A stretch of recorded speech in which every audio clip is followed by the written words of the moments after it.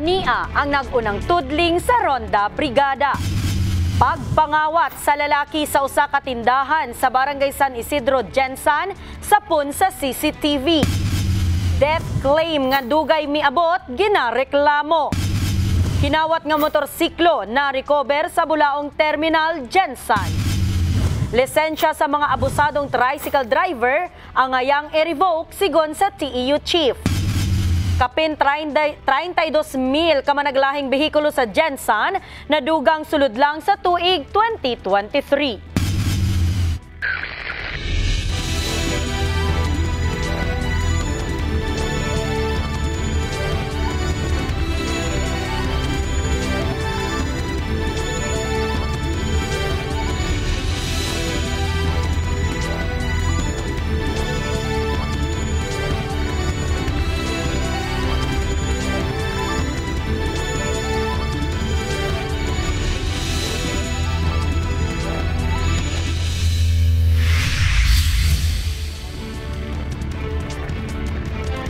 Soxergen maayong gabi, adlawng Sabado, Enero 6, tuig 2024.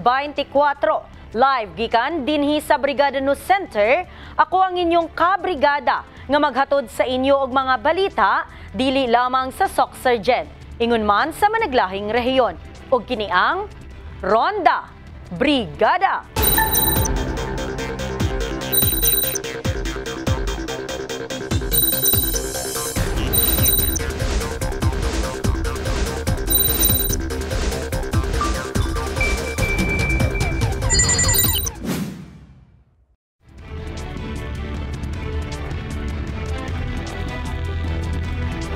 Mga kabrigada, live sa ato ang Brigada Eye in the Sky. Makitaan ang South Cotabato sa Rangani Road karong mga orasa, luag o wala kaayoy nagaalawig karong orasa.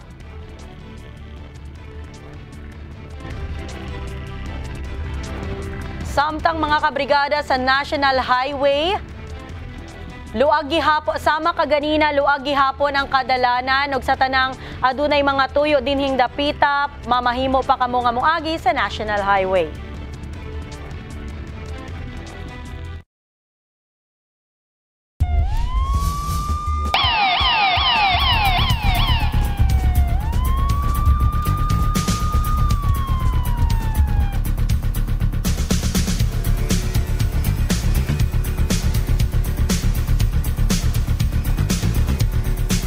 Mas nagbinantayon na ang mga tindahan karon sa General Santos City tungod bag-uhay lang usa na pod ka insidente sa pagpangawat ang nahitabo sa Barangay San Isidro nga nakuhaan pa mismo sa CCTV. Ibrigada mo Lizel Labajo. Sapon sa CCTV footage sa usa ka netizen ang insidente sa pagpangawat sa usa ka tindahan sa Barangay San Isidro ning Dakbayan, Enero 5 pasado alas 2 matud pa sa hapon. Sa gikaingong video, makitaan ang lalaking nakaitom og t-shirt ug naka-short nga checkered. Ang lalaki adunay gilusutan aron diretso makasulod sa mismong tindahan. Human makasulod, daling gipunit usab niya ang mga kahon nga adunay unod kwarta. Paspas usab siya nakagawas sa tindahan, bitbit ang nakuhang kwarta. Samtang ang hulagway sa nangawat, klarong nakuha sa CCTV. Pipila ka tindahan na matud pa sa gikaingong barangay ang nakawatan ug nasa lisihan na usab milabayng mga bulan. Sa diyang dito ng bayad, wala na dito maayo.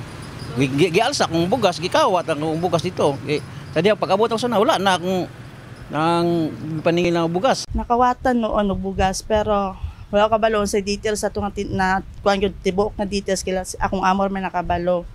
Mga kanus ara pud to. Bag-ubag wala may pag-open na ng bugasan niya. Tungod sa nasinatiang pagpangawat, mas nahimong alisto na ang nanag-iya og tindahan nga si Rochelle Sotonil, ingon man ang ubang tindahan. Karon sa pag nakawatan ako, karon gibutangan na og CCTV nga kung kinsan tawo na among nahimo palit sa akong bugas sa akong tindahan. Kung daghang nagtao magpa-assist nako. Balitolo man yung branch ang tindahan song amo, laundry o kana. Dili busy ang laundry, manawag ko song kauban para siya, kung napitaw sa gawa siya, mag-assist. Nga ako na sa counter, tinabangay ra gyud nga akong amo po, nag-monitor po CCTV. Kita dyan kay mama, tanawan si isa, duha, murag tulo, upat niyong CCTV diri, lahat pa sa laundry, lahat pa sa bugasan.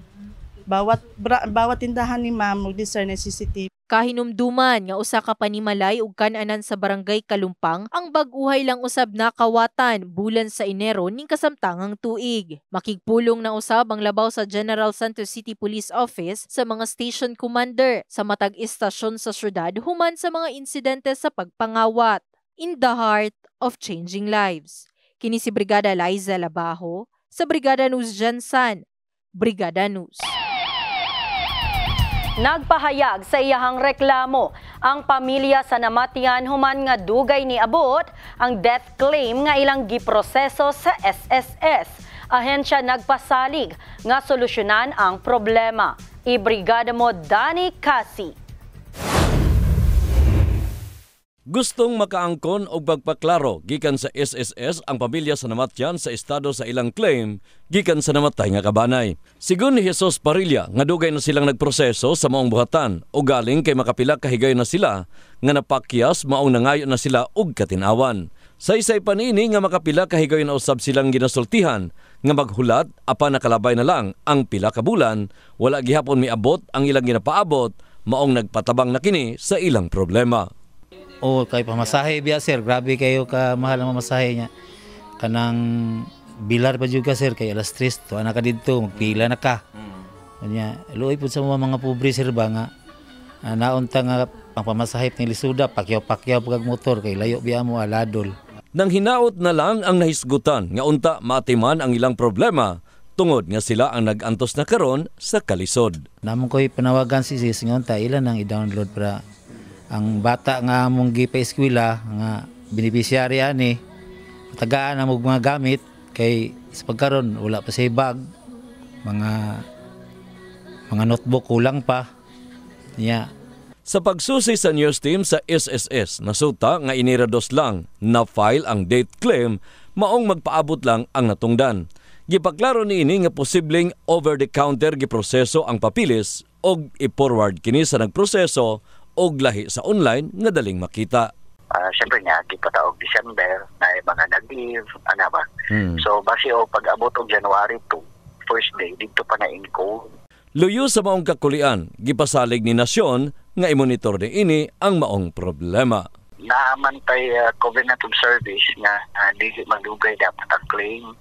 It's either i-approve or kung naikulang, i-inform dayon ang claimant. In the heart of changing lives, kini si Brigada Danny Kasi sa Brigada News Jansan. Brigada News. Nabalik na sa Tag-iya ang motorsiklo nga gikarnap sa Narangita Street, Barangay Dajanga South, human kini na-recover sa kapulisan sa Bulaong Terminal sa Jansan. Otoridad nagpahimangno nga dili magbilin og susi sa mga sakyanan o motor aron dili mabiktima. Ibrigada mo Enemy Mugpon.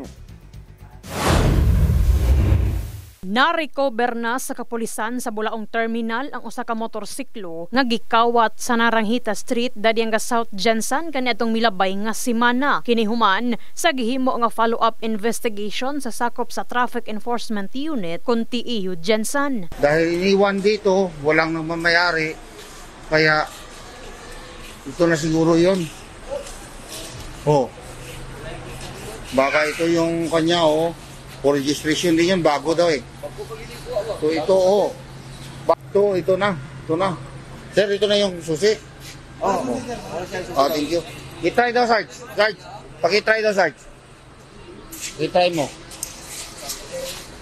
Ito yung ko, Pagkuha natin. So dito tayo. Try mo. Para at least tingnan natin mamaya kung nag-batch doon sa nung nakarnap na motorcycle. Security guard ang may-ari. Base sa impormasyon sa nahisgutang buhatan, atol sa bag-ong tuig kaniadtong Enero 1 sa gabi, giparking sa Tag-iya ang iyang motorsiklo sa Naranghita Street. Asa nabilin sumala pa niini ang iyang susi. Rason nga nakahigayon ang wala mailhing suspect sa pagkawat sa motor. Doon din po kami. Kaso nga lang, malakas po kasi yung ulan nun. Tapos yung motor ko, doon pinarada ko doon sa paradahan talaga ng motor namin. Tapos kaso lang hindi ko makita kasi may harang na truck doon kami sa likod ng truck kumakain. Tsaka doon lang kasi kami nakakasilong kasi doon lang may bubong eh. Malakas ang ulan. Opo.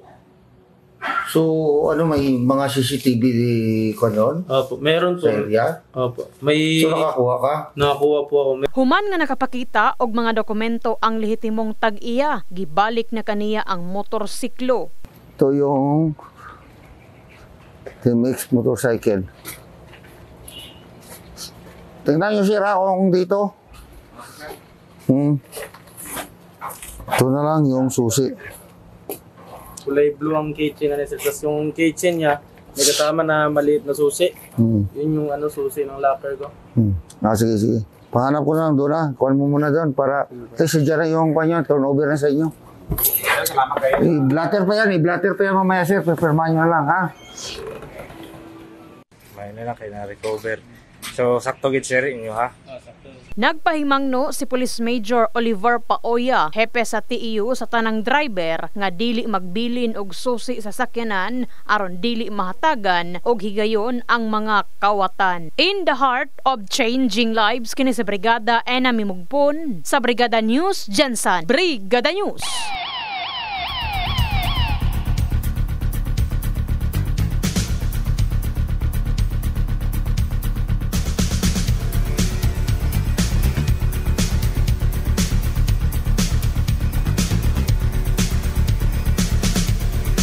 Angayan matud pa nga i-revoke ang lisensya sa mga tricycle driver nga nagapangabuso sa ilahang mga pasahero. Sigun kana sa labaw sa Traffic Enforcement Unit sa Jensen. Kinihuman mi alma ang ubang tarong nga mga nanginabuhing mga tricycle driver nga lakip sila sa maangin tungod sa mga nagapangabuso nga driver. Ibrigada mo MJ Fernandez. Human ang serye sa mga reklamo kalabot sa mga insidente sa pagpangabuso o pagpaningilog sobra sa pamasahe sa pipila ka mga tricycle drivers sa mga pasahero. Nagpagawa og sentimento ang mga nanginabuhing tricycle drivers sa syudad. Usa si Alberto Liquero, chairman sa Lagaw Roundball Toda, ang naghatag og pahayag kalabot sa mga isyu nga giatubang sa pipila ka mga driver. Dapat lang na sila kuhaon, pandakpon. Pero niya mo adre natabo na dire, wala may natabo sa mga membro. Ang membro na mo kontrolado na mo na tanan. Kay kung sa ilang numaliyagi mo, masaya ako mismo magpadakop sila. Nadamay na lang tanan ang mga tricycle driver. Sa isa lang kataong naghimo. So madamay ba? So kay kabalo ka po driver, tricycle driver, ang naghimo tricycle driver. Ako na kanang silbi ako kay driver man ko. Kana bawal gina siya. Pero dapat na istrikto na sila. Dapat madakpan na sila. Kay sila may kabuhat o kabuang. Gibutsyag sa labaw sa Traffic Enforcement Unit Jensen nga ilang gipaningkamutan nga matagan og pagtagad og pinaagi sa pakig-alayon sa LTO mamahimong ipa-revoke ang lisensya sa mga abusadong tricycle driver. Tsaka dami nito comment dito sa page ko sa Police Major Paoya. Kasi ito yung page ko dati, TEU ito, TEU Jensen. So far, kinukunan pa natin. Hindi pa kami madaling i-coordinate sa LTO kasi gusto natin na marinig pa yung side ng kabila. Kasi hindi po pwede na mag-move lang tayo ng padalos-dalos na hindi natin nakukuha yung side din ng kabila. Kasi baka sabihin nila na one-sided lang tayo. Actually, nakita na ako na yung mga tricycle karon, yung mga bag-o, mga driver. Wala gyud disiplina kay bisan asa ka mudagan bisag mutuyok ana tutukan pa ang imong naong balikan pag tan-aw nila kunya wala pag yung mga prangkisa wala tanan. So usa na sa mga hinungdan tungod kay siguro ang atong mga pag-implementar sa balaod dili kayo hugot natay balaod inana pero wala gyud butangi og ngipon ba. Able matud pa ang buhatan sa TEU alang sa mga reklamo kalabot sa mga susamang insidente. O sa mga sa mga tricycle driver, nangihipo na driver at saka sa mga manyakis na driver. Ito nga, pag nahuli yan namin, sigurado na ipaparibok na namin. Kailangan na namin yung complainant, kukunan na namin ng statement. In the heart of changing lives, kini si MJ Fernandez sa Brigada News Jensen. Brigada News. Misaka matod pa ang ihap sa mga bihikulo sa General Santos City sa tuig 2023 ug kapin 32,000 ug lauman nga madungagan pa kini sa kasamtangang tuig. Gani karon pa lang masinati na usab sa pipila ka mga residente ang nahimong epekto niini sa syudad sama sa bugat nga dagan sa trapiko ug hinay nga kita sa mga nagapamasahero. Ibrigada mo Russell Jean Mantile. Minus sa iyang pagpamasada karon si Boyet Kanha, usa ka tricycle driver. Gumikan sa kadaghan na sa mga nagapamasada karong panahuna. Pagulagway pa niini, anaa sa 80% ang gidaganon karon sa mga nagadagan nga managlaying bihikulo sa syudad sa General Santos. Itandi matod pa sa milabay nga tuig. Karon masinati na niini ang kalisod sa pagpangita og mga pasahero. Asang una, ayahay kayo sa una kay gamay pa. Karon nadaghan na kayo. Kaniadto maka-income pa siya og lapas 500 pesos sa usa ka adlaw. Karon igo na lang nga makauli og 300 ngadto sa 400. Dugangan pa sa pagsaka sa mga bili sa palaliton. Okay, unsaon man kay ana raman ang trabaho sa uban, mo driver raman. Kay mga narbaho ka, pila raman ang minimum. Kulang pa sa pagkaon pag kada adlaw. Eri, kung maningkamot yun ka, ana kay mga 500 ang adlaw. Base sa datos sa Land Transportation Office sa Region 12, mukabat na sa 91,217 ang mga bihikulo sa Gensan, asa 32,989 ang nadugang, gikan sa 58,228 kaniadtong 2022. Asa ang motorsiklo kon tricycle ang nakitaan nga adunay pinakadagang ihap sa 2023 nga mukabat sa 48,260. Sigun pa sa pipila kangati nila ang dagan sa trapiko nga posibleng makaapekto usab sa kinaiyahan. Po, mas marami ngayon kaysa dati. Dati hindi naman masyadong masikip. Ngayon medyo marami-rami na po. Tapos magkakaroon na rin ng konting pollution dahil sa mga usok ng sasakyan, ganyan. Yun po. Halos may mga sasakyan na sila halos eh. Tapos, ultimo mga tricycle driver, nire-reklamo na sila kasi wala silang pasahero. So napalaking epekto. Dapat sana, kumbaga sana, meron tayong kumbaga sa may solusyon, sa resolution tayong i-control natin mga transportation sa Gensan. Samtang pagpaklaro pa sa LTO-12, ang naisgutang ihap, wala pa'y apil ang mga bihikulong wala pa marehistro o posibleng madugangan pa karong 2024. Hinuon ang Traffic Enforcement Unit Gensan, nagpahimang no usab ngadto sa mga motorista. Ilabi na karon nga dili malikayan nga mamahimong congested ang pipila ka kadalanan sa Gensan nga patasan pa ang pasensya aron malikay sa mga dili damang insidente.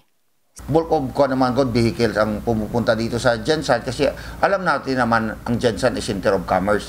Dito lahat yun, dito yung seaport natin, dito yung so dito nagko-converge lahat yung from neighboring municipalities and provinces and even cities. So dito pumupunta kasi dito yung mga malls natin, dito yung mga first class hotels natin. Kaya ang gusto na natin na minimize yan. Kaya ito sa kanatin, isa sa kanatin na synchronize yung kanatin checkpoint. In the heart of changing lives, kini si Russell Jean Mantile. Sa Brigada News Gensan, Brigada News.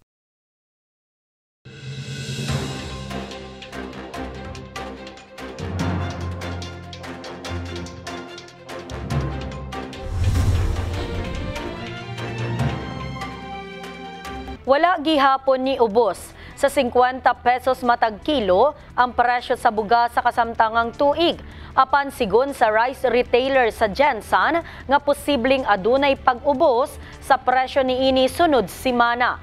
Ibrigada mo Lizel Labaho. Kung ang kanhing 200 pesos makapalit na og 5 ka kilong bugas si Sally Abdullah, karon kinahanglan na matud pa niya modungag og hapit usa ka gatos aron makapalit lang og 5 ka kilo nga bugas.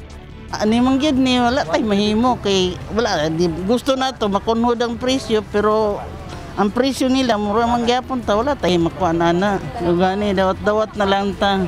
Ang amahang si Artemio Aloy, ginaagwanta na lang matud pa ang taas presyo basta makapalit lang og usa ka sakong bugas matag kinsenas. Bisan siya, nakadungag na usab og 300 pesos sa iyahang budget sa bugas.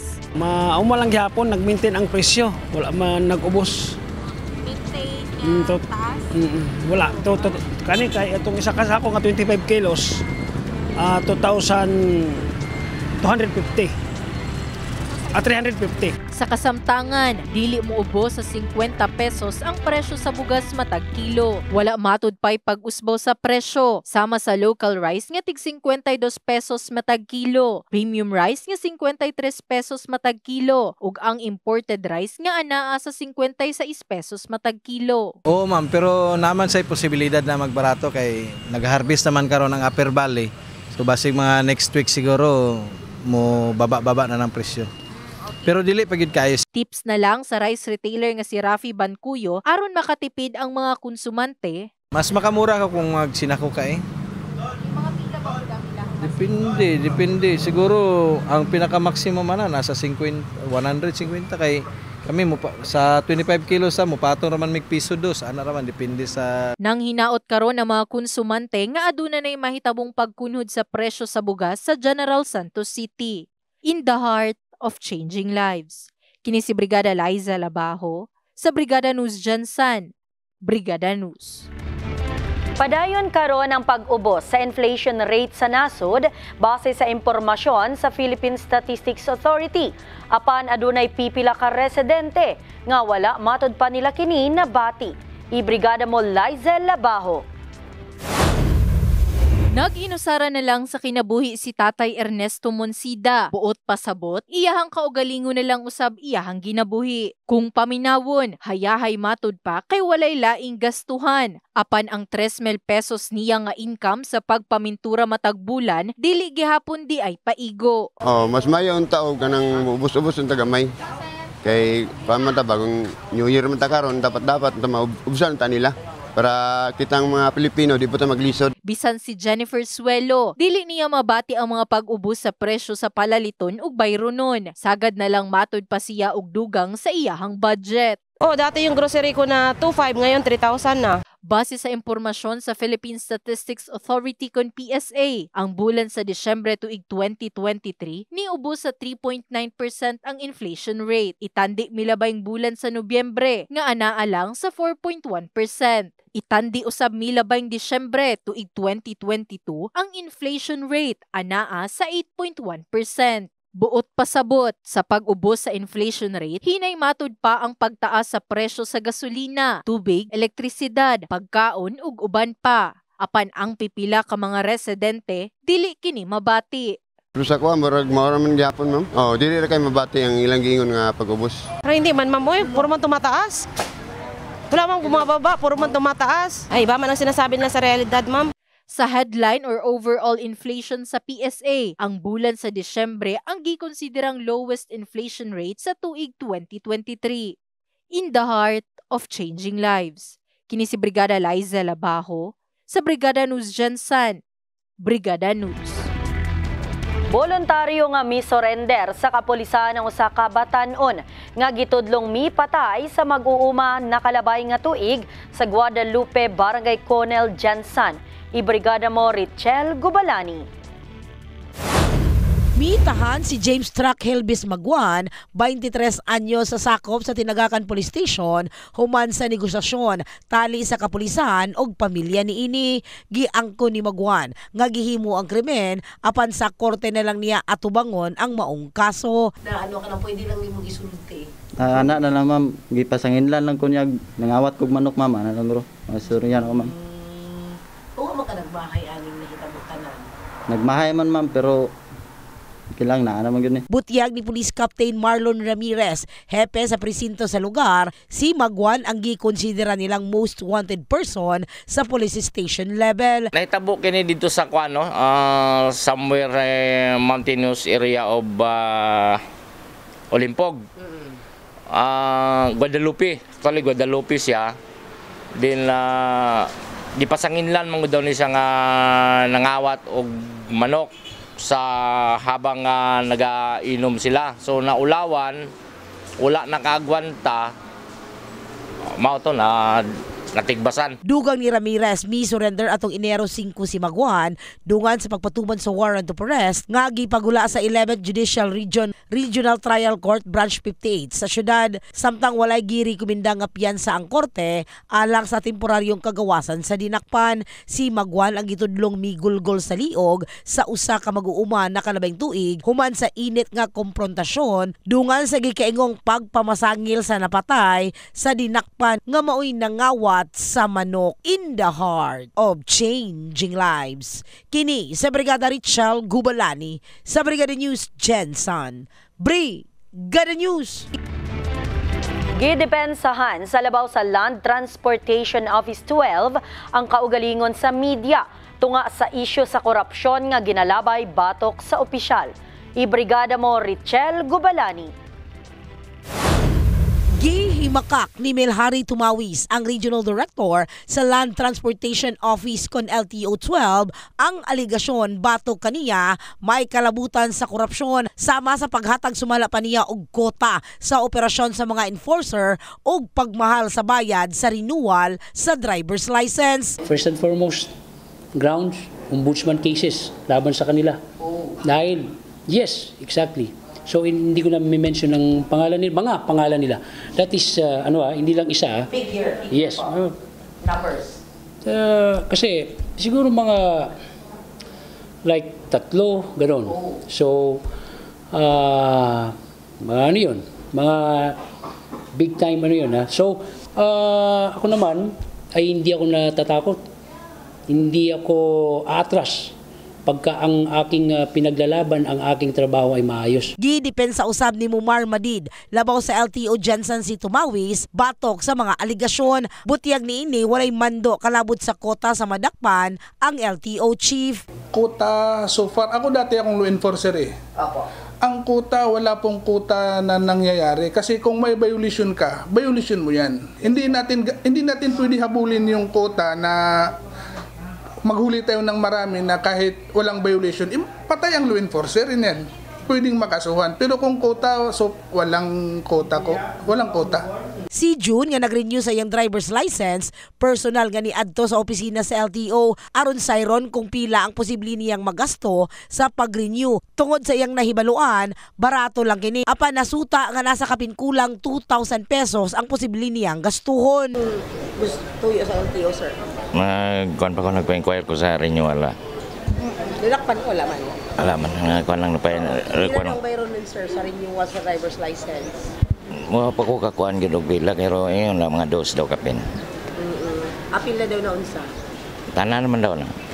Murag nanang kuan nanang medical. Liyo sa aligasyon, suportado matud pa ni Tumawis ang pagtanggal sa korupsyon sulod sa buhatan sa LTO 12. In the heart of changing lives, kini sa Brigada Richel Gubalani sa Brigada News Jensen. Brigada News. Giangko ni LTFRB 12 Director Paterno Renato Padua nga anaa pa sa 33% sa PUV ang wala nakadawat og fuel subsidy sa tuig 2022. Apan gihingusgan niini nga wala na karon sa ilang kamot ang pondo tungod nahatag na nila sa bangko nga maoy mohatag sa mga nakabenepisyo sa maong programa. Sigon niini nga posibleng wala nakuha sa cash card holder o dili kaha may bayolasyon sa pagkuha sa fuel subsidy maong nadilatar. Loyon niini gipaniguro sa opisyal nga nagapahigayon sila og koordinasyon sa ginahulugan nga bangko aron nga ma-release ang fuel subsidy. Marami-rami pa rin yan because hindi lang naman kasi sa isang lugar yan eh. Na pwede namin agad mapuntahan or so walang problema for the rest ng kanya, yung mga records niya. Hindi yan mawawala.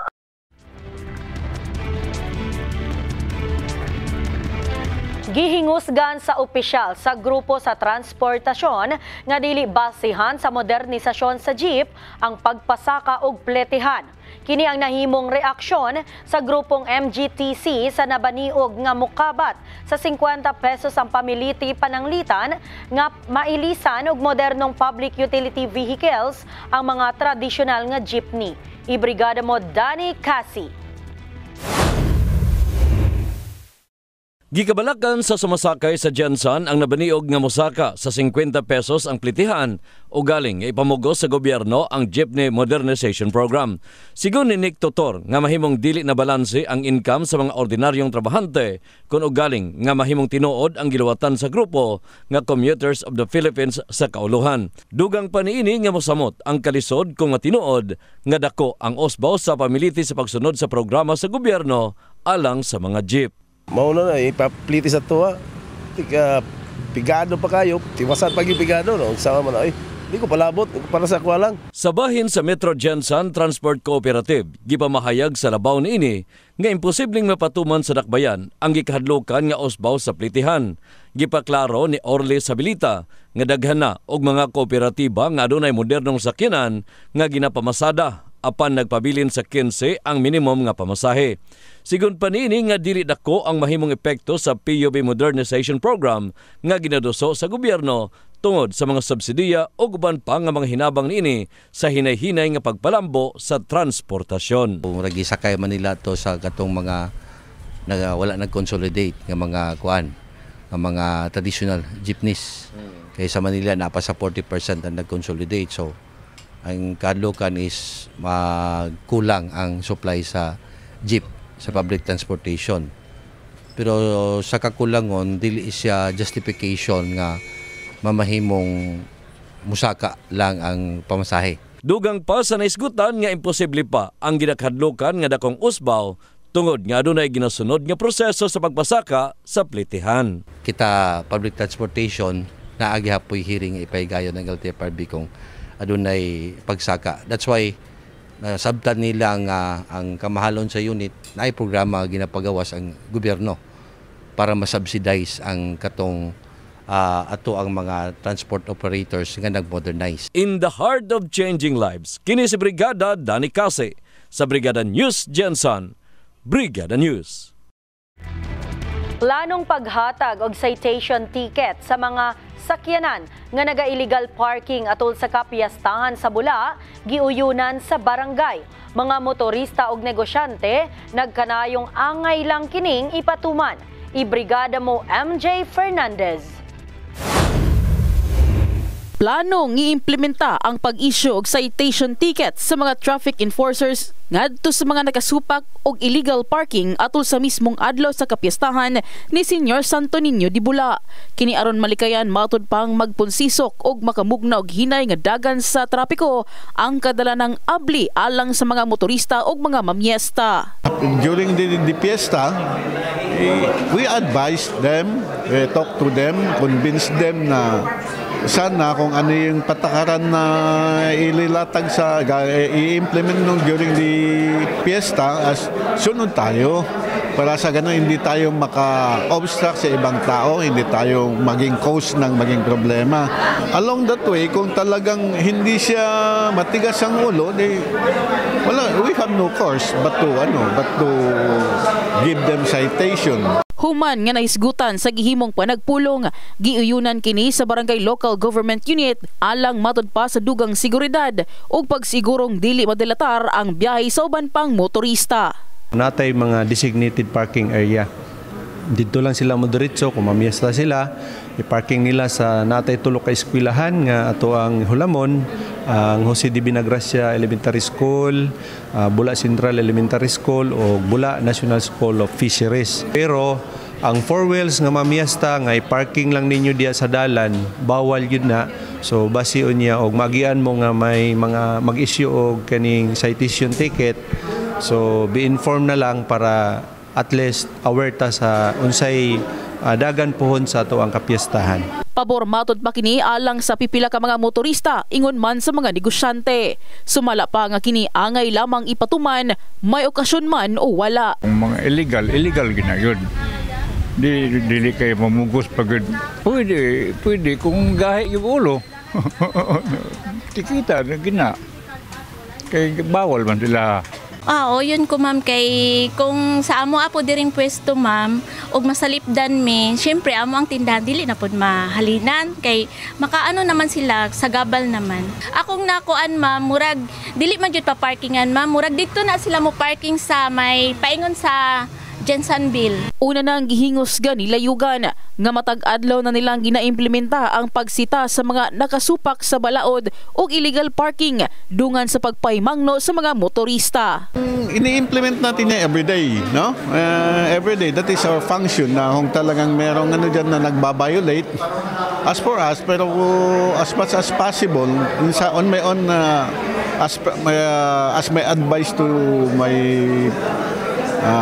personnel, sana kasi pag gano'n dyan, alam mo, kung mga nahuhuli natin, mga tricycle drivers, mga ano dyan, is medyo hirapan din, no? Naghahanap buhay na nga, pagkatapos kukunin mo pa yung magbabayad pa siyang sa isang kita na siyang araw, baka kulang pa, no? In the heart of changing lives, kini si MJ Fernandez sa Brigada News Jensan. Brigada News.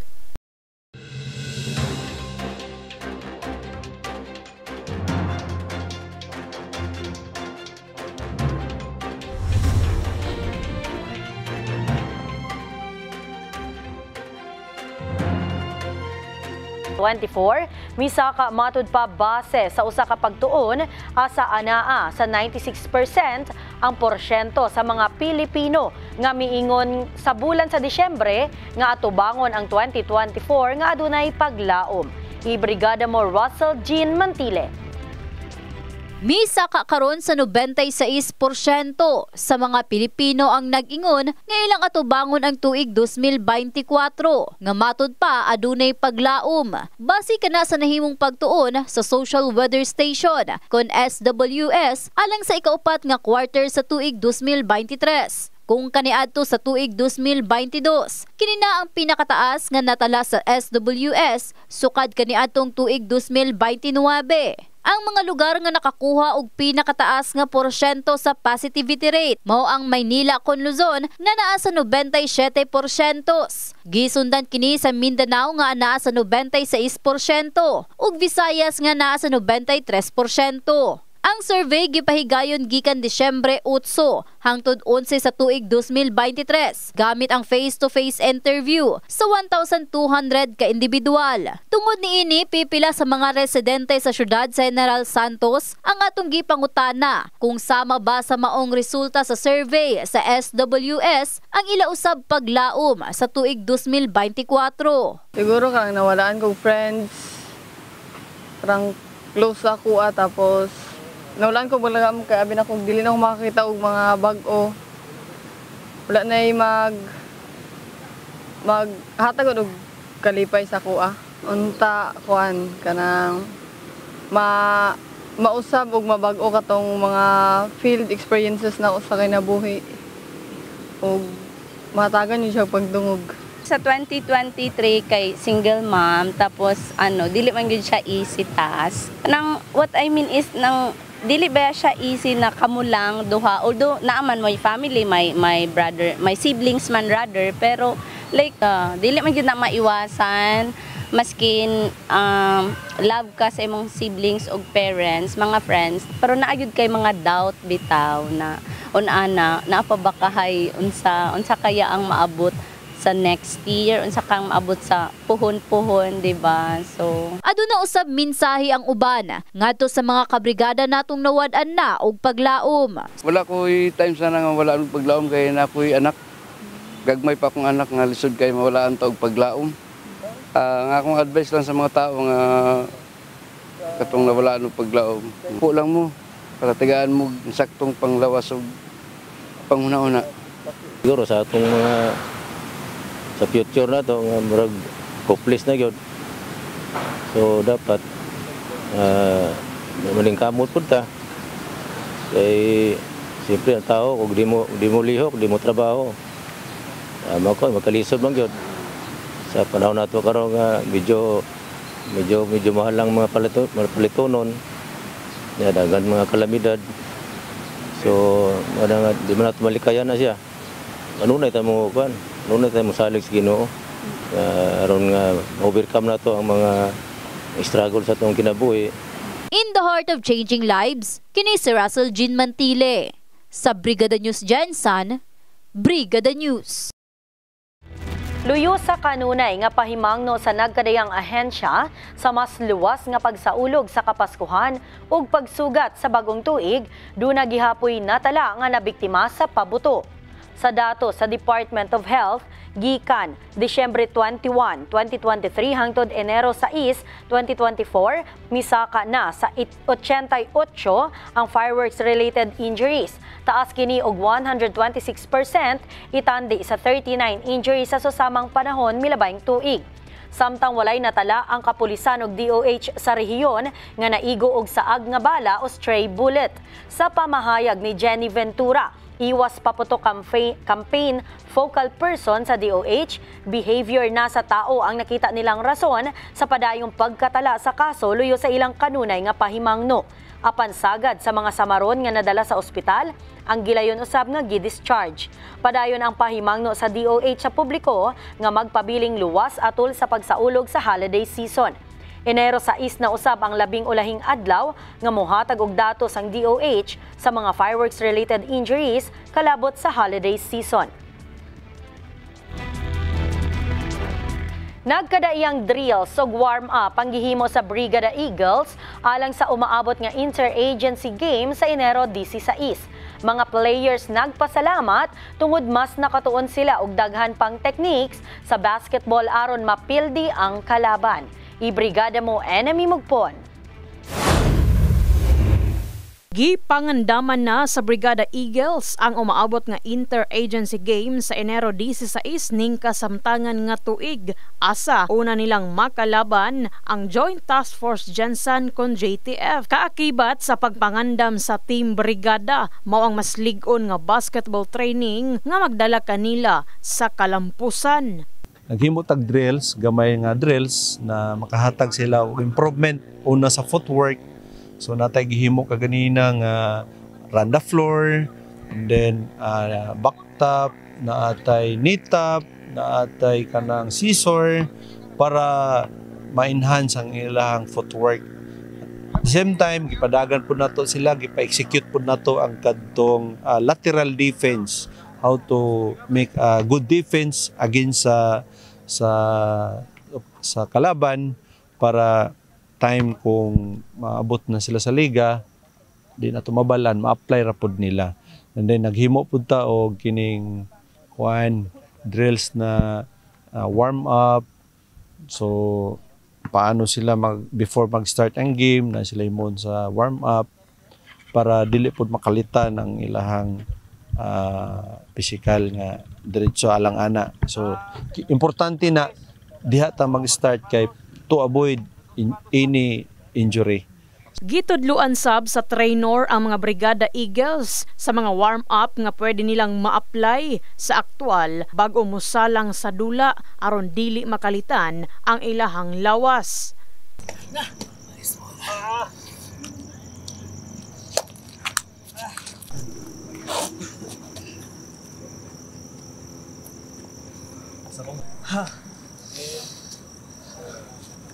Blue! Blue! Ang training mulungtad og tulo ka adlaw aron matud pa mas mohanas pa sa pagdula ang team. Gani first time matud pa kini alang nilang Lloydy og Shera. Actually ang ako ang maingon sa katong drills ni coach sa moa, which is grabe jud ang sacrifice kay first time na mo nga ang ato ang drill first time na mo ang ato ang among drill nga nakita. So nakita jud na mo ang individually kung unsa jud among weakness. So didto nakita ni coach na stamina gyud ang among weakness. So mo to ang mas i-improve pa namo ang among stamina through practices sa mga sunod nga practice. Ay dako kay tabang sa mo na gitudlo ni coach na strength para maningkamot mi para makadaog mi na at least yung gitudlo ni coach magamit na mo sa pagdula. Dako kayo nga tabang nga gitudlo niya sa mo karon mga 80% na magamit na mo sa dula siya. Maningkamutan na mo ma'am na best player ba ako or ako mga kauban dahil sa gitudlo ni coach sa mo na maayo nga pagtudlo ni pinsa o pinsa para sa amo ang team na Brigada Eagles. Kahibaluan, sa Enero 16 ang unang inter-agency basketball basketball friendship game sa Brigada Eagles. Tali sa nagkadaiyang ahensya sa gobyerno, lakip mga players gikan sa mga pribadong eskwelahan sa Jensen. Nagtumong kini sa pagpaugnat sa kusog sa mga trabahante sa brigada og aron sab makamugna sila og mas lig-on nga relasyon sa ilahang isig katawo og sa uban pa nga mga individual. In the heart of changing lives kini sa Brigada Enami Mugpon sa Brigada News Jensen. Brigada News.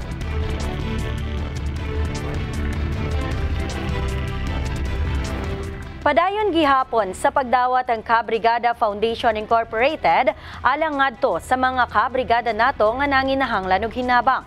Alang sa cash donation, mamahimo kining ipadala sa Kabrigada Foundation Incorporated Security Bank Account Number 0000-378-40172.